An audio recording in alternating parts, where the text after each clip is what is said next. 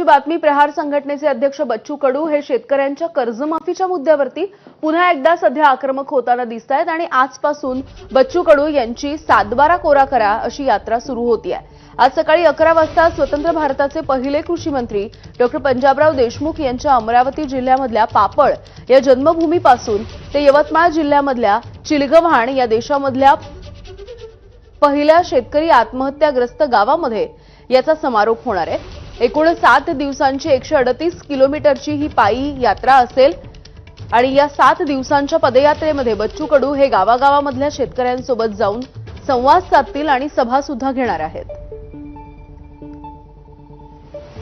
आजपासून प्रहारचे अध्यक्ष बच्चू कडू यांची कर्जमाफीसाठी 7/12 कोरा यात्रा सुरू होणार आहे। तब्बल 138 किलोमीटर आणि 7 दिवसाची ही पदयात्रा असणार आहे। अमरावती ते यवतमाळ